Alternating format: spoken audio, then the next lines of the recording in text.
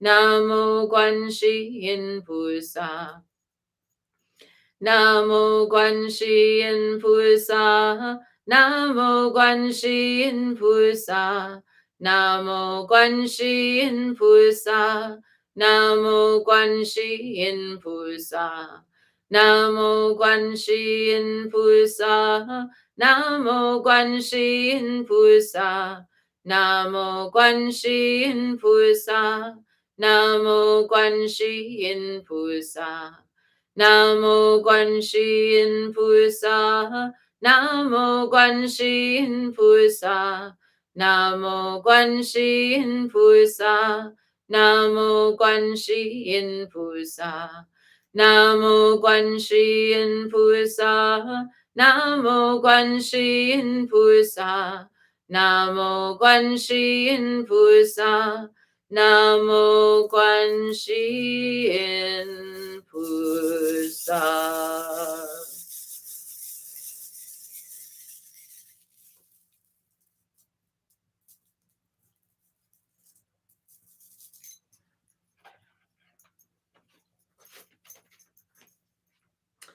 And praying to the immortal Yeshit Tzogyal, who said when she attained rainbow body, just think upon me and I'll be there. Yingchuk daki somo kartan sa disum kunchempe majungye ki sangso dipo dechen Tzogyal mar sowa dipso chukdun nudrup so. Mother of space, foremost of Dakinis, Lady Karchan Sa, gatherer of the secret treasury of Padmakara, knower of all past, present, and future, Mother Tzogyal, great bliss queen, to you we pray. Grant us cities, ordinary and supreme. Yingchuk somo karchansa, dusum kunchempe majungye ki sangso dipo de chenso gyalmar, so wa debso chuptun nudrup so. And now 108 recitations of Om Mani Padme Hum, contributing our intent to that cloud of energy that is for the universal intelligence to apply to the benefit of all beings. Om Mani Padme Hum, Om Mani Padme Hum, Om Mani Padme Hum, Om Mani Padme Hum. Om Mani Padme Hum, Om Mani Padme Hum, Om Mani Padme Hum, Om Mani Padme Hum, Om Mani Padme Hum, Om Mani Padme Hum, Om Mani Padme Hum, Om Mani Padme Hum. Om Mani Padme Hum, Om Mani Padme Hum, Om Mani Padme Hum, Om Mani Padme Hum. Om Mani Padme Hum, Om Mani Padme Hum, Om Mani Padme Hum, Om Mani Padme Hum. Om Mani Padme Hum, Om Mani Padme Hum, Om Mani Padme Hum, Om Mani Padme Hum. Om Mani Padme Hum, Om Mani Padme Hum, Om Mani Padme Hum, Om Mani Padme Hum. Om Mani Padme Hum, Om Mani Padme Hum, Om Mani Padme Hum, Om Mani Padme Hum. Om Mani Padme Hum, Om Mani Padme Hum, Om Mani Padme Hum, Om Mani Padme Hum. Om Mani Padme Hum, Om Mani Padme Hum, Om Mani Padme Hum, Om Mani Padme Hum. Om Mani Padme Hum, Om Mani Padme Hum, Om Mani Padme Hum, Om Mani Padme Hum. Om Mani Padme Hum, Om Mani Padme Hum, Om Mani Padme Hum,